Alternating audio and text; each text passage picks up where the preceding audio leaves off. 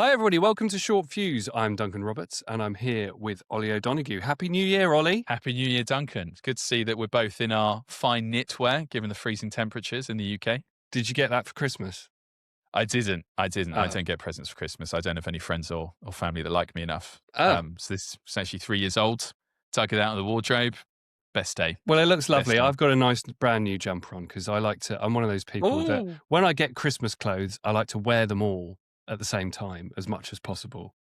All right, so it's a new year and we're going to do something interesting today because what we want to do is talk about consumer hardware, consumer electronics. And recently what's just wrapped up is CES, the Consumer Electronics Show 2026.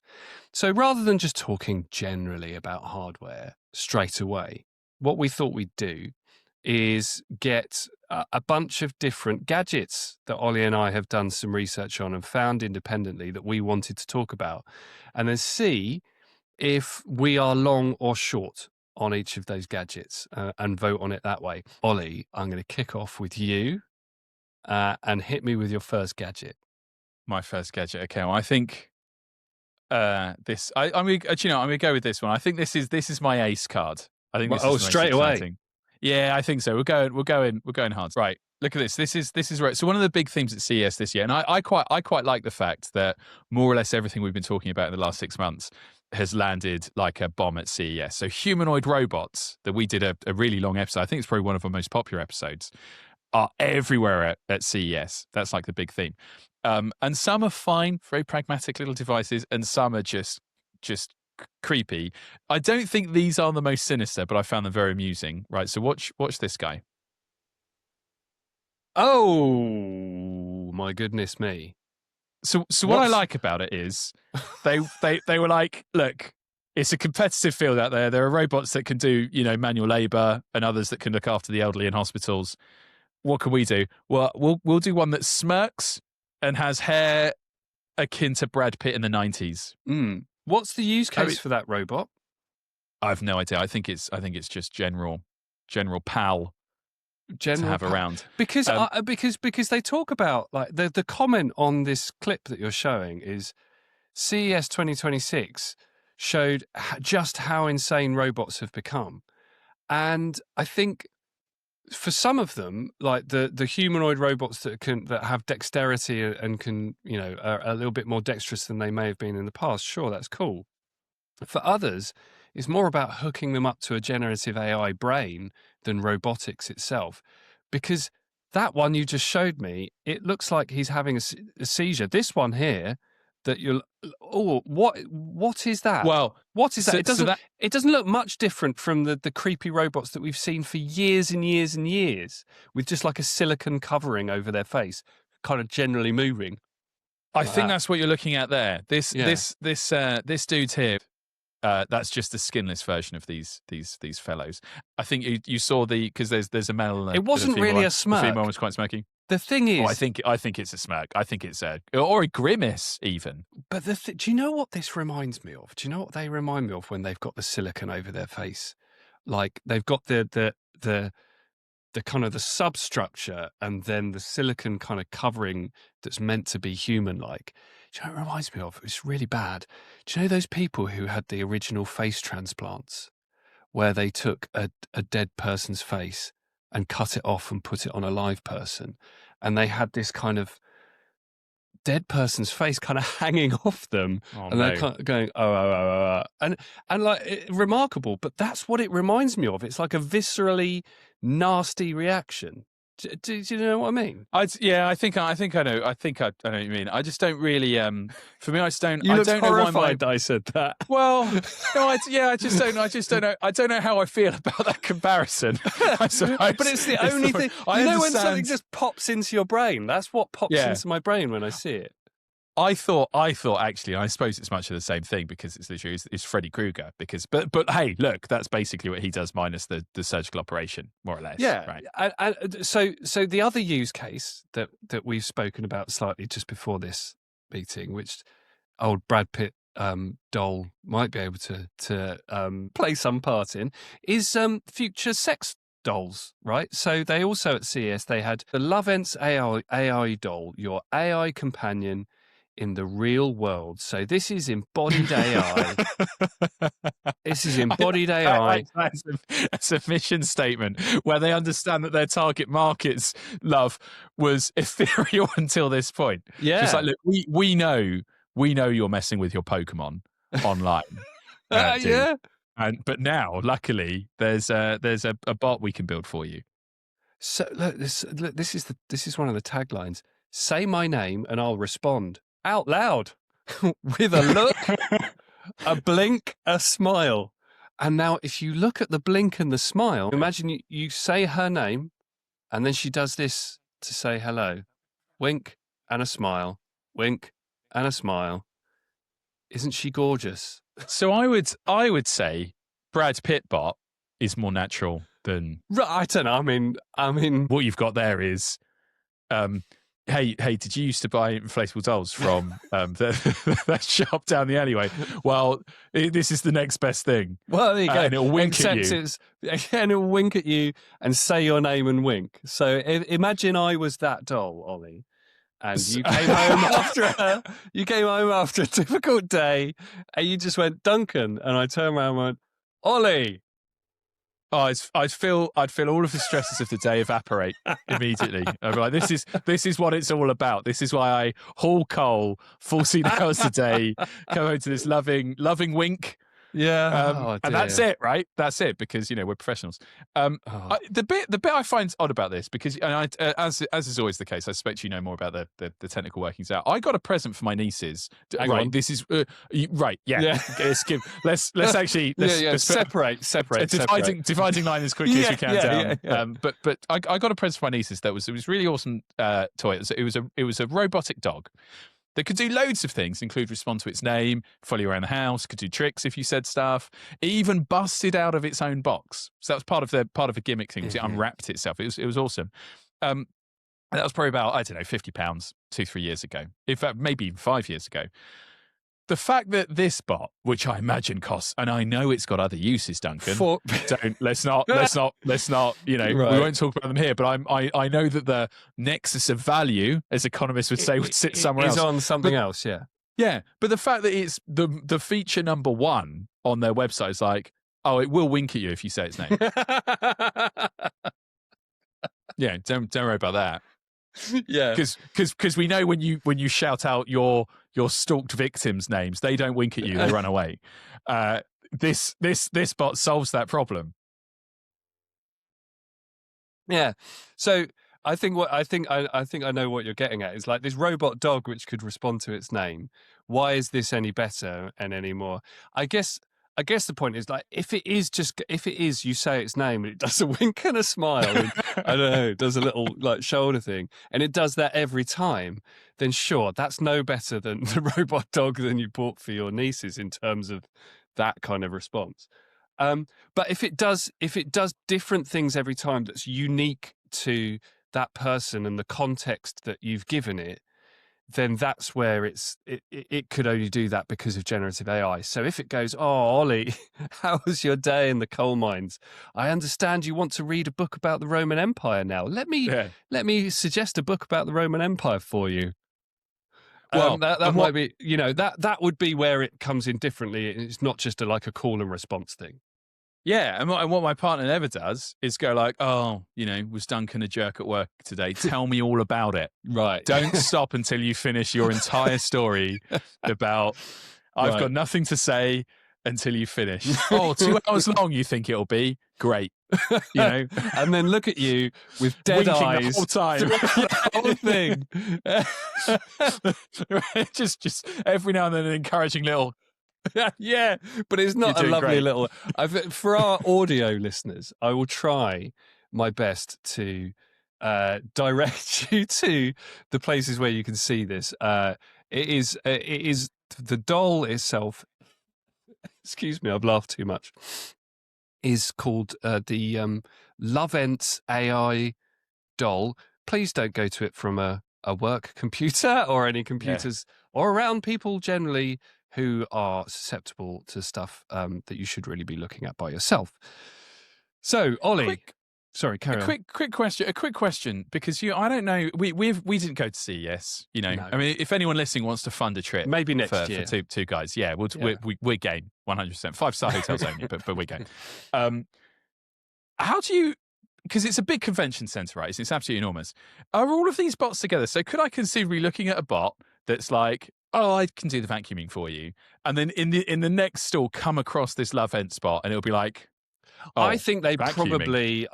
probably Are they in a room? segregate the more adult things from everything else. But Right. you might have that with like a vacuuming bot and a more general purpose human Brad Pitt lookalike who's had a face transplant.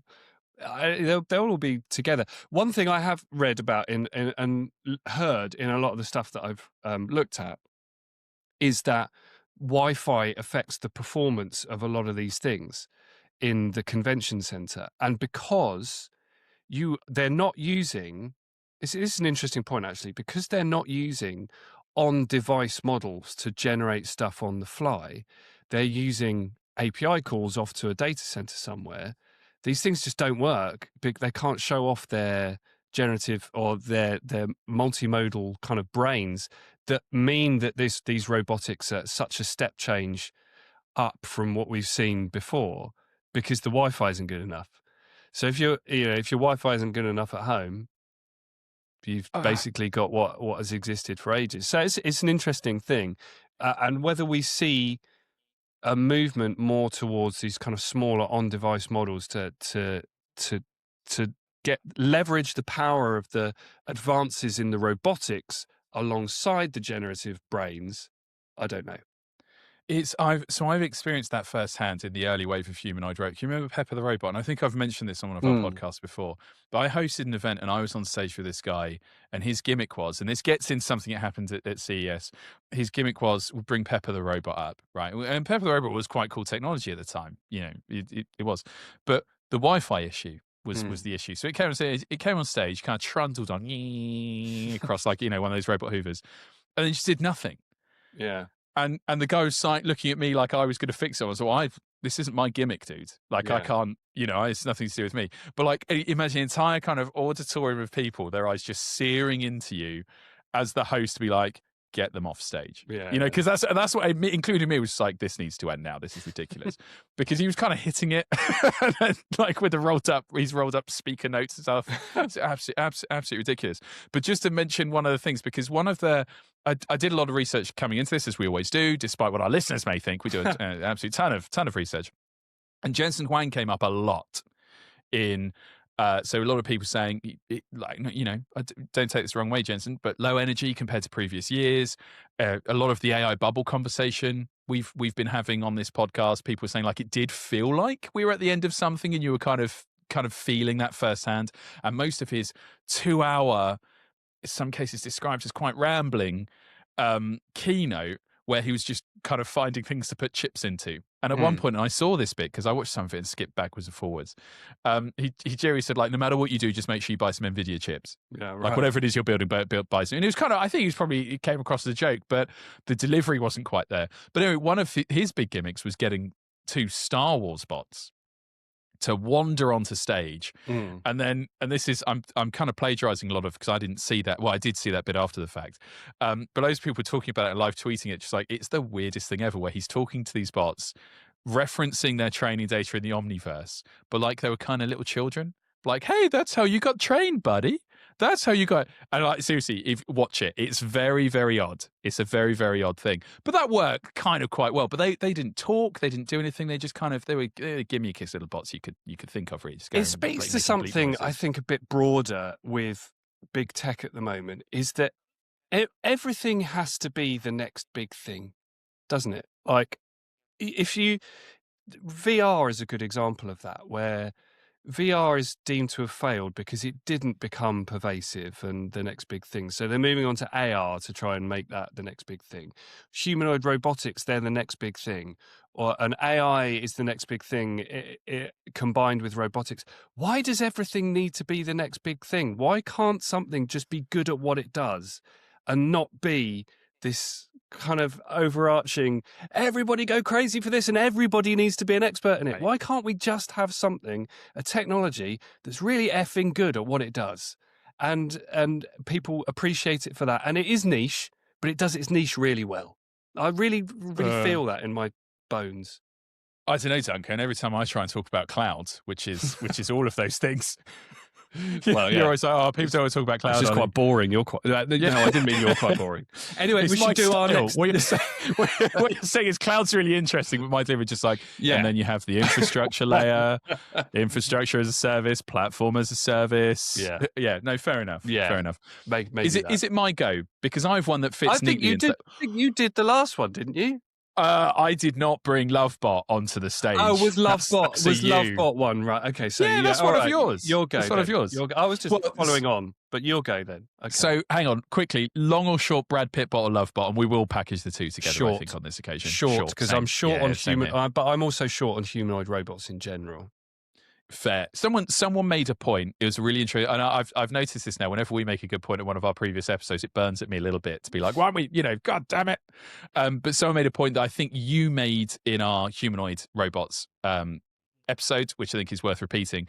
That on the factory floor, everything's very standardized. You can train them to do a thing, and they'll do that forever. I know you were kind of down on even humanoid robots in the factory floor, whereas I'm up. I think they're a useful technology, and I think Hyundai is now planning on rolling out loads of humanoid robots. Because Hyundai owns Boston Dynamics to an extent, the majority shareholder. That was the announcement, more or less. Exactly that. We've seen this circular growth thing that they've been doing in AI. yeah. Let's do it, please. We'll do some of that. But then the point of like, well, if you then put those humanoid robots in someone's home where it's just so many variables, like kids running around, cats running around, dogs running around, then it's a whole different thing, and no one's really solved for that. So they validated a point you made in an earlier episode, which you'll be pleased to know. So my next one is, and it's exactly the point you've made, and I know this is consumer electronics, it's all about consumer electronics and everything like that. There was a swathe of announcements for things that should already be good and should already be doing something. And one of my favorite ones was Samsung have just released like a washer dryer, and it's kind of all of the marketing material around it is like, but this one actually works, which I find. You mentioned this before the thing, but I don't what I don't understand how this actually works. Is a marketing tagline. Like, what is it about this washing machine that's different? Oh, I don't know that necessarily Samsung is forwarding that argument. Right, but that's what everyone else is saying. Well, what else could you possibly mean other than it doesn't quite work anywhere else? I think it's got loads of features in it that means that when you put your dirty clothes in, it will wash them and dry them, and they'll actually come out dry rather than that kind of soggy, I think a lot of people have washer dryers. They never work. Like, genuinely, they never work. Samsung's adamant this one will. So that's the good news. It's pragmatic, isn't it? I mean, but actually, do you know what? There's something in that, and just saying, look, this isn't a product, and surprising for Samsung with their fridge debacle, where they're putting Gemini in a fridge and putting adverts in fridges. But good on them if they are just marketing a product by going, do you know what? This is a new product, and it just does what it's supposed to do better than the last version. Agree. Yeah, I agree. In this camp, there are now robot vacuums that can climb stairs, which feels like an accident waiting to happen to me, but fine. Yeah, whatever. That's, hey, a lot of people have robot vacuums. For both the robot and the human coming down the stairs, not realizing there's a robot on its way up. Yeah, the latter, 100%. Or just a robot falling off the stairs and onto your head as you walk past, going about your business. Seems risky. But there's loads of stuff like that. And then in the same, you mentioned it, right? So there are fridges where it's like, hey, it will scan a barcode as it goes in, and it can, recommend recipes and stuff like that.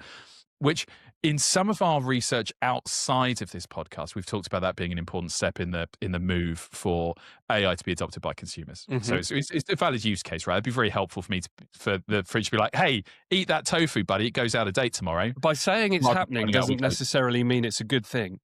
Like, no, sure, but it's definitely happening. It is happening. I think that's a feature that's useful, and there's why it's difficult to figure out. Is everything, and I guess we'll talk about this a lot more, everything now has AI embedded, whether or not truly it is AI embedded or not, right? And that one I thought, well, that's quite useful. So it scans barcodes, it tells you the use by date, it gives you recipe recommendations, it could reorder stuff, I guess, is the inevitable direction of travel. But a lot of people on the ground went to other manufacturers. So one of them was a fridge that, like Gusto, I guess, would be the thing. And it'll organize all of that stuff, or you could put the raw ingredients and it actually makes the recipe and stuff like that. And they started asking questions of the people. They're like, so who are your delivery partners? Who's your grocery partner? And the answer in most cases was like, oh, we haven't figured that out yet. Right. So I'm mentioning that because, again, a lot of this work we do outside of this podcast examines this area where we look at the maturity of the ecosystem, and the products are there. It's quite easy to embed AI into a fridge. Well, I say easy. I haven't done it personally, but enough people are doing it to make me think it's easy. But the actual bit where it's like, hey, Tesco, will you partner up with us and deliver shopping to this fridge and help us solve these problems? None of that seems to be happening right now. Yeah. It's the value chain. It's like you've got that initial, and this is where what technology needs to succeed is not just going, hey, it's an AI fridge. It's saying, hey, it's a fridge that can do this and do that. One of my kind of things for the year that I'm going to keep tabs on is how much not mentioning AI makes a product succeed over mentioning a product has AI in it. It's where your washer dryer example, saying, hey, this is just a washer dryer. It does the washer dryer really well. And it's a new model because it does it X much better than that last one. And even if it does have an algorithm in it that is managing the drying, don't mention it. Just say it's better. It's better. It's gonna provide this value for you. And if you've got a fridge that does something, go, it's better because we can deliver your food before or replenish your food when it goes out of date, and you'll never have to worry about that. By mentioning AI, there is a massive swathe of people now who are just going to go, ugh. So this is, I think it's a really interesting thesis because, again, listening to pundits at CES, there's a big thing about AI being integrated into TVs. Yeah. And people had the exact reaction that you have. It's like, oh, gross. Yeah. I don't want that. But it's been in TVs for decades. Exactly. So when the suggestion was, well, this new feature, not necessarily, not mentioning AI, this new feature could mean that it knows when the TV show is coming in too dark. Yeah. So it automatically adjusts the contrast so you can see what's going on in the background. Perfect. No, the one that does me in is volume. Like I'm constantly turning up for dialogue and then turning down for like, oh no, they're shooting each other now. I have to turn it down again, otherwise wake everyone else up. And again, I think if you say, hey, it's this new advanced audio feature, would people resonate with it more deeply than, oh, we've embedded Gemini to telly and now it's going to, make pictures for you? It's because, AI, I think we mentioned this before, AI can be super valuable, but when you market something purely for its AI basis, you're not telling the consumer what the value is.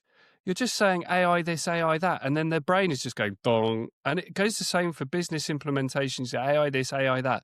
Lead with the value. AI is just how you're doing it.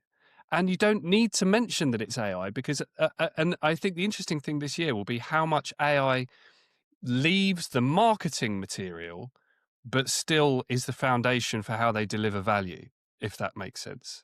I think marketing and go-to-market teams can't help themselves. I genuinely think they can't help themselves. It's a really easy thing to jot down and test, and it kind of works. You remember we did that analysis a little while ago where I think it was blockchain. And loads of companies in the FTSE 500 just changed their names to they were like an Orange Orchard or something like that. And it became Orange Orchard Blockchain, and their stock went through the roof. Yeah. And then they bailed out and stuff. There's that human part to it where I think if you don't have an AI story and all of your competitors do, actually what the market thinks becomes secondary to what the boardroom thinks. It's like, hey, we need an AI story. What's our AI story? Well, we've got this new TV that's got AI audio. And really, it's probably not AI. The same thing is true. I guess we'll talk about this a little bit more. Agents embedded into hardware. And again, a lot of boots on the ground. A lot of kind of journalists and media partners, investigative journalists, we're going in and kind of asking, so what is it? And it's not an agent in the slightest. No. At best, it's AI. It's not a true agent. There's agent washing now taking over from AI washing, which is, I guess, progress. It's progress in one way. We've gone from greenwashing to AI washing to agent washing. What's next? I'm going to talk about another product that I saw or have read about at CES. Again, we weren't there. We'd like to go, but we were. This is just something I read about. Now, this is called, Ollie, Throne. And what it does is it attaches to the side of your toilet, your loo, what's the polite word for it these days? I don't know. When I used to present in America, I'd have this line of jokes that seemingly are funny for a British audience that just would not land in America. And I remember saying, I had to do the bit where it's like, and the fire exits are here, and I said toilets, and I got uproarious laughter from everyone in New York. But why do you need to use this euphemistic washroom or bathroom? I'm not having a bath in there. I'm not washing. I'm going to the toilet. Bio room, I've heard. Gross. I think it's worse. That's gross. Yeah, I think it's worse. But yeah, so when you're taking stool. Anyway, yeah. So this thing, I'd be interested to see your reaction, right? Because this thing attaches to the side of your toilet, and through various sensors, including a microphone listening to your movements, some sensors to kind of gather the volume, and a camera to look at a consistency and things like that, will recommend you, help you with your gut health. It's done by the people who founded Whoop, which is a health tracker wristband. But what's your immediate reaction to that, Ollie? Because I've got some feelings about it, but I'd like to know what you think first. So I think this is right up your alley, right? Euphemistically speaking, because you're big into. I mean, you're a very healthy man. You're very into, and you take your gut biome far more seriously than I do. I do, and I can imagine if you and people really suffer with stuff like this. So I can imagine, hey, if it helps solve that problem, fair enough. I just don't understand. There are two. So the first one, from a scientific point of view. What data does it go? Oh, that was a loud one. Yeah. What are we getting? What are we getting here? Yeah. What are we getting here? And the second one is like, what if you have guests round? Do you give them their report afterwards? Mode. Yeah. Oh, you say, look, like people don't like other people using their Netflix because it's like, oh, the recommendations will be off. I'm going to be getting like New Girl, and I don't really like New Girl. Like, what are you getting? It's like, oh my God, what Duncan, what's going on? You've just actually, it's like, the builder has, a plumber who's been working there is Duncan, are you okay? We've got an ambulance heading over. It's so out of normal. Like, I just don't, I find like it feels like there are more grotesque complications attached to this, but also to what game, like what possible data, and where's the camera pointing? Well, quite. Like, I mean, I would hope this is on device and not sending the images off to the cloud for analysis, because I imagine you need analysis of. No, I'm not going to go there. But here's the thing for me, right? Like, so I'm into gut health. I kind of think it's really a thing to focus on. I make my own kombucha. I make my own kefir. I try and ferment foods because I think it's good to have good, healthy gut bacteria. Now, a lot of people don't. One of the things they're marketing it on is GLP-1s. So the Manjaros and stuff of this world is part of the maintenance of that is to having to observe your movements. So for people who are on these weight loss drugs, to maintain that. But for me, right, this is it's a broader trend in wearable devices, and of course, this is not really a wearable device. But for me, it clarifies like medical language. So if you're a bit health anxious like I am, or if you're health conscious, then when you look at advice from a doctor's, it's like, right, if your movements have changed significantly, or if you've got change in bowel movement within the past 6 weeks, or if it's this and if it's that, then you need to go to the doctors, and if it's this, then you need to call 999. But there's always like vagaries in that language. You're like, well, is that true, or is that am I feeling that? I don't know if I'm feeling that, or if I'm just making it up. Is it psychosomatic? With this sort of thing, I do think that there's an element of just, because it's so important, and I will die on that hill and say that bowel movements is so important, and yet people are still so worried about talking about it. If you can have something that will track it and it will just flag up problems without you having to kind of go into a doctor and embarrassingly say something, or just not go to a doctor at all, then I think it's a positive. So I'm good with it. I'd like to see it built in to everybody's toilet. Every home. Yeah. Maintain your gut health, people. There's so for the video listeners, video watchers, Yeah. will know how I've been smirking throughout. I can't, honestly, I'm such a child. Like, poo. Yeah, I know, because it's about poo. but also, this is an area that you know a lot about. So there was a brief period, I suspect the period hasn't ended, where if you went for a drink with Duncan, he would talk about kombucha and kefir relentlessly, you know, and all sorts of, and you had the Zoe app and other stuff, which I think you found very helpful, didn't you? So I think, you know, fair enough. I'm not going to get one. I don't think, you know, I just think, you know, eventually I'll just die, and I'm okay with that. You know, it's fair enough. But as a technology, I'm long on it. And again, this speaks to my point earlier on. I don't think everybody's going to have one of these, but I think for people who have a specific anxiety or are health conscious or are using some medicine that means they need to track these things, I think it's a great piece of technology that gets rid of any ambiguity that you might have when you're in that room by yourself and you can't show somebody and go, "What do you think about this?" Do you know what I mean? Suddenly you've got something to kind of remove any ambiguity and help you monitor that very important side of your health. So I'm long on it, but I don't think it's mass market. It reminds me of in the early days of the internet, and I believe this website probably still exists.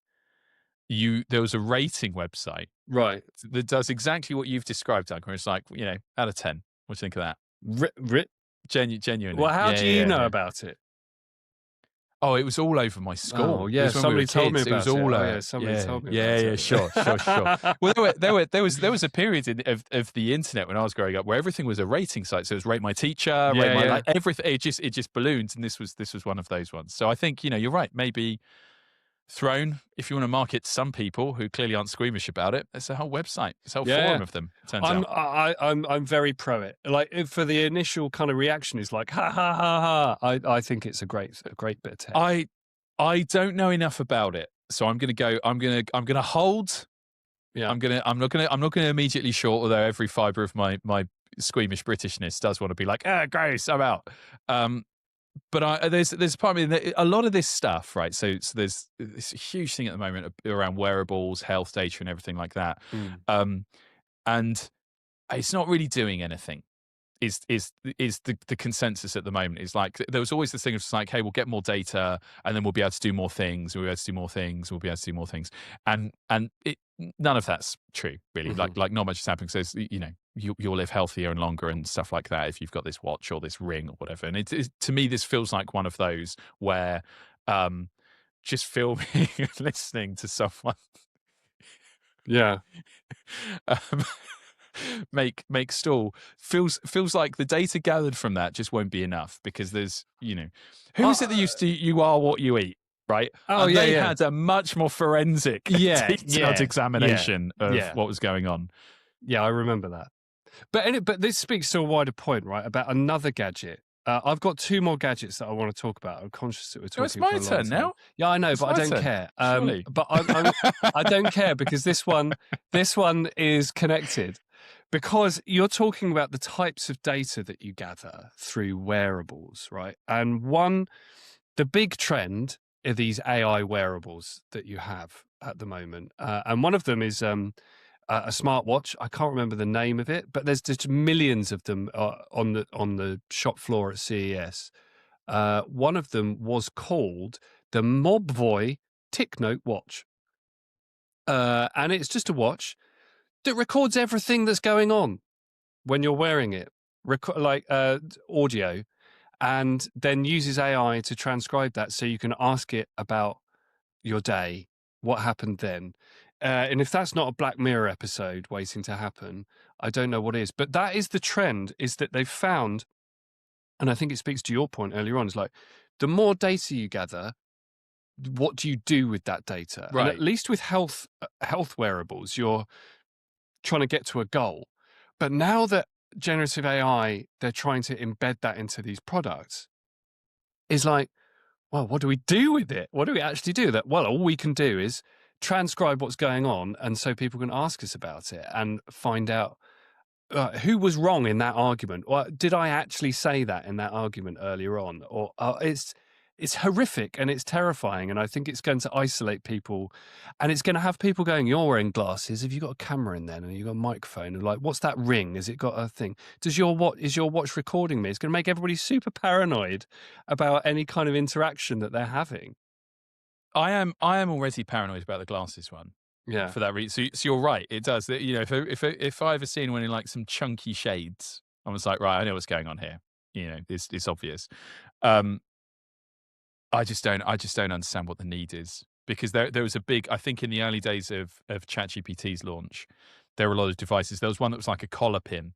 And it's like, hey, wear this to a meeting. You know, you need to take notes. That's anymore. the humane AI pin was one of them, but there's loads of those popping up that are just they're everywhere. Yeah. Yeah, they're everywhere. You know, and actually embedded note taking in things like Teams sucks. Yeah. So how good's this going to be? And I just think, I know when we were talking about this a little bit beforehand, I just think sometimes people need to argue because they need to argue. And this is a strange example, but it's a human thing to be like, well, I was right. I didn't say that. Yeah, I did. And actually, it's about something else. Now imagine how unhealthy it is.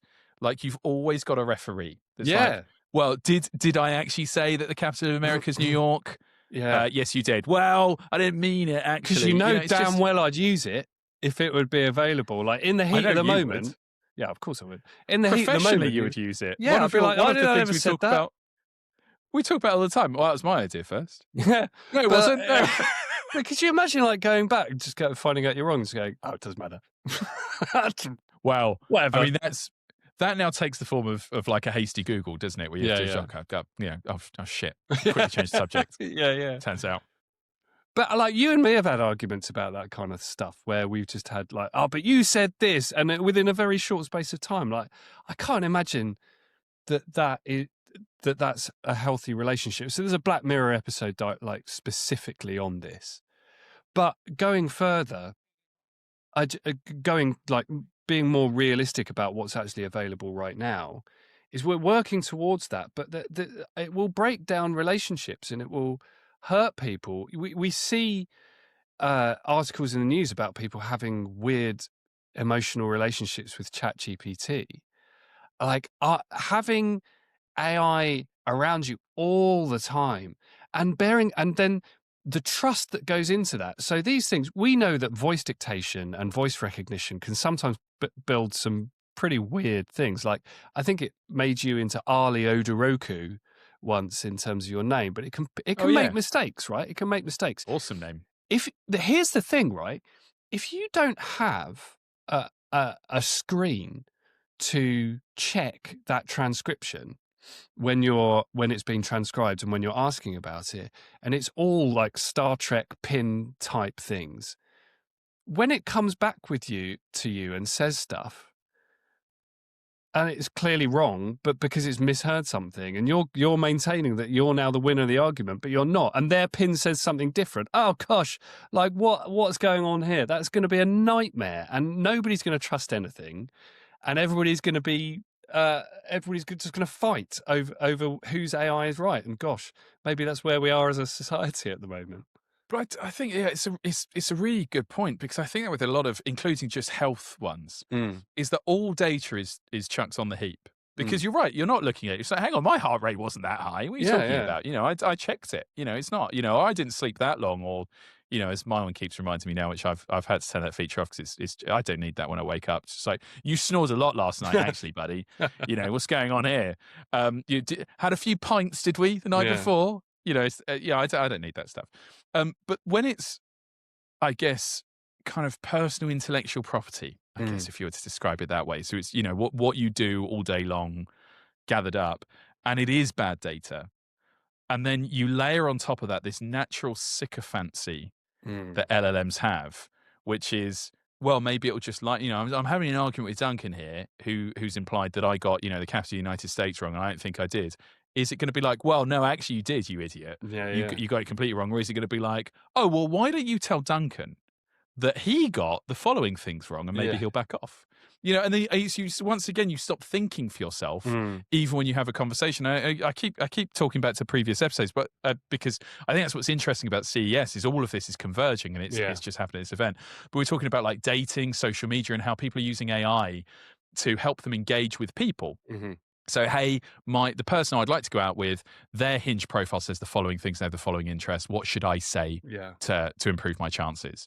And then when the other person meets them, they're like, oh, I hear you're a Formula One fan as well. And you're just like, oh, no. It's the equivalent my AI lied for me. It's the equivalent of us. Maybe we should do this for one of our podcasts, right? It's the equivalent of us sitting here doing the podcast, but instead of just responding to each other naturally, every time we need to say something, just going, right, what should I say to a chatbot? Maybe we should do an episode. You're not doing that. Maybe we should do an episode where it is literally an experimental episode of us going, right, we're going to kick it off and then everything's going to be what the chatbot tells us to say. I'm all right. Next episode that we do on, and I think just to upset AI, on the AI bubble, and there's another one in the hopper, almost certainly we've got to do. But like maybe the first 5 minutes, because I think it'll be painful of, you're right, Duncan. yeah, that's what true. What a clever and astute observation. That's true. So are you long or short AI wearables? I'm long them, and I think people want them. I'm short them ethically. I think they're a really bad idea. I just don't think you need. First of all, I don't think we need to collect that amount of data. And second of all, I just don't think it's going to be very good at collecting that amount of data and then querying it in a way that's useful. Yeah. And my reason for believing that is there are a lot of wearables that we've had for a very long time, and it hasn't. Have they moved? Are people living much longer as a result of their watch? No.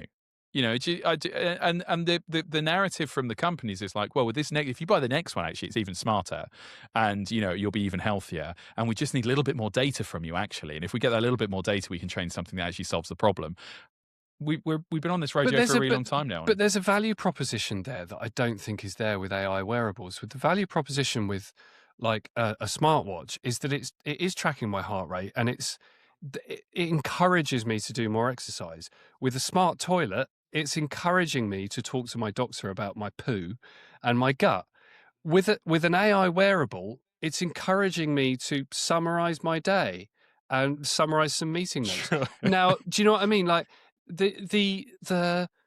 we've already got AI devices, these things. So why do we need a separate device? I don't think that we do. We've already got computers that we carry around with us all the time. The only reason we would need them is to record stuff more clearly than a phone could that's in our pocket. So I'm short on them. I just don't think they'll catch on mass market again. Like even if Meta's AI specs are catching on massively, I still think the pervasive feeling will be no. Yeah, fair. And just for our listeners' benefit, when Duncan referred to a device, he was shaking his phone suggestively at the camera. Oh, right. Sorry. Yeah. Sorry, audio listeners. for our one audio listener, hi, Mum. Have you got any more? Because I've got one more. I do a couple of really quick duff ones. Really quick. I don't think we need to vote short, but I just think it just shows we're in a late capitalism hellscape. Lollipop that can play music in your mouth. Right, so I read about this. That it's like $10 for a bone-conducting lollipop that when you put it in your mouth, it plays a song. What happens when you finish the lollipop? You throw it in the bin, it goes into the sea, and whales get to enjoy it. Like most things. Right, okay. I guess. Yeah, I don't know. I don't know if you can reload it like a Pez dispenser. Maybe you can, but it's just like, oh, did we need that? No. Is that something we need? And what songs are they? Can you choose your song, or is it like a flavour you have to? Oh, it's going to be something awful, isn't it? It's going to be something. No, do you know? Actually, I think I do know this. I think they did. They did 3 Gangnam flavours. Style. Right. I didn't know. Well, God, imagine Crazy Frog. He's made a comeback finally. He's been biding his time. We're aging ourselves, aren't we? 20 years he's been biding his time, and now bam, he's back in the picture. No, I think they did collaborations with 3 artists, and it won't be surprised for you to hear, knowing me, that I don't know any of these artists. None of them are Johnny Flynn or Keston Coppolar's Club, so I've no idea. Right, so that's an easy short. I'm short too. Yeah. once again, a robot that can fold clothes every year. Apparently, for 10 years running now, we have one of those. We've had that discussion. If you're interested and you're still listening or watching, go and listen to our robots or watch our robots podcast. We discussed that at length. A quick follow-up short. Do you fold your clothes, Duncan? Oh, you've made me feel seen now. Well, I don't. I hang clothes up, but for like pants and socks, no, I don't. Oh, of course not pants and socks. Ridiculous. Everything else I just hang, so I don't need to fold. Right. Oh, okay. Well, there we go. So you don't need the bot. I kind of just. I mean, honestly, I'm like a teenager. It all just kind of gets squished into a drawer. But I'm notoriously badly presented. Whereas you are immaculately presented most of the time. I wouldn't you say take a immaculately keen interest. presented. I think you are. I think you're manicured. It's like you have a team that prep you, and then I come out with like bits of baked beans dripping down my beard. Gosh, I dread to think what an actual manicured person looks like to you. But anyway, okay, right, short, because I can fold my clothes and also I don't need them folded. I just hang them up. So yeah, fair enough. There's another one, an AI soulmate, but I don't think we need to go into that one. Well, we kind of went there with the other bot. Yeah. I'm going to do one more because I'm quite interested in what you think about this. These are two products actually. I'm going to start off with the Frameic, which is a beautiful frame with an e-ink display, but that is built to show AI images, and you can generate AI images and show them on there and transfer. So it's a bit like one of those digital photo frames that you would use to show pictures of your family and your friends and meaningful times. But instead, you get something that can do art that isn't by an artist, that is by AI, and just have it on your wall and change picture every now and again. I don't get it. I don't get it.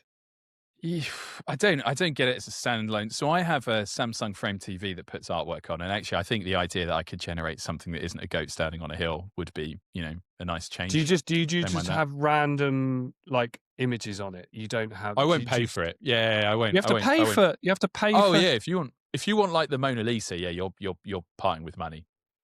Serious? Yeah. Can you not just 100%. load on pictures that you've got? You probably could, but this effort isn't. I'm not going to. I mean, look, right. I mean, what pictures am I going to put on, Duncan? I mean, be realistic here. I'm famous for having a dating profile where all 6 pictures were my LinkedIn headshot. that was in itself 10 years old and 10 stone heavier than I am now. So it was a bad day. Okay, but look, like the TV serves another purpose. Would you buy a frame where its only purpose was to show art that was generated on the fly? No, I don't think so. No, I like I say, as a standalone object, no. I think if that capability was integrated in something else as a novelty, then I wouldn't go out of my way to buy it. I wouldn't go out of my way to have something like that. I don't understand it. Interested in the comments to see if anybody would or if anybody likes it. But I'm going to follow this up with another AI frame, which is far more macabre, which is an AI frame that can take pictures of people and animate them and have them as a chatbot. So the kind of I think that some of the marketing is around like a bit like the Harry Potter pictures that line the walls of Hogwarts that can move and talk to you. But it might be your granny who passed away 10 years ago, suddenly reanimated and chatting to you about, your day. Now, this feels horrific to me. Like there are so many reasons why I think that's a bad thing, but uncanny valley, like it is really weird. Like the people who are undergoing grief could have this and have it. It just makes me feel very, very dirty. I can't envisage some like a use case for this that feels okay to me, but that might just be me. I think people. I agree. My immediate reaction is that's icky. People cope, with things in different ways to go on the, bereavement part, and maybe this is part of it. But my guess is that the AI just won't be good enough to. So imagine it's your dear departed gran who made you, your endearing memories, a trip that you went on, and cakes and stuff. And now you've got this other thing that's effectively an interloper. Yeah. Just giving you vapid responses, just like not at all related. And there was an article published. It was a similar piece of technology coming out of CES where you could effectively create another version of yourself, a digital version of yourself that means you could do so much more because you'll have this, a digital Duncan, a digital Ollie going out doing things. And people are like, oh yes, seems to work, but it doesn't really know anything. Yeah. It's not like it has everything that's stuck in. Obviously it doesn't have everything that's stuck in your head, Duncan, so it can't immediately riff off and tell stories about gut health. It's giving standard responses that if you query ChatGPT would give, and in the modality that you've just described, where it almost certainly is going to be bereavement, or hey, I'm in a long distance relationship and I miss my boyfriend, here's a picture of my boy, whatever, something like that. I just think it's the only thing I can think as I think about this is having it as like a kid's poster of like a character that they love, like a superhero, or if it was literally like, I don't know, a picture of somebody from Harry Potter, like one of those things, and it had all the backstory built into it, and you could talk to it like that, and that's cool. Not sure it'd be worth the money when you could just do that again on your phone. Why do you need that on your wall? Like, I don't know. I find that even more sinister, bizarrely, because kids are very trusting, and if you've got an image of Batman. Yeah. And the kid asks Batman, and again, you get that kind of GPT response, like, yeah, sure, you should go and steal from the library if if you want to read it. But whatever it is, I think vigilantism is great. Go and beat up those bullies. Yeah. I mean, that's the problem, is who knows what it'll say at the other end. It's gonna, it's almost certainly going to give out bad advice at least some of the time. And if it's coming through the conduit of, famous heroes, Superman, Tony Blair, right? on the wall of every doting child is Tony Blair's telescreen going, hey, come on. On that note, we know who Ollie had posters on his wall when he was a kid. So, if my dad's listening, he would not have allowed that at all. All right. Thanks for listening, everybody. Say bye, Ollie. Goodbye. And just a brief legal disclaimer from me. If you're watching the video, you've seen me fishing, I have 2 dogs that I've been stroking because they keep trying to jump on the desk. It's nothing untoward. All right. Well, you can finally let them go now. So thanks for everybody. We'll speak to you again next time. See you later. Bye. Cheerio.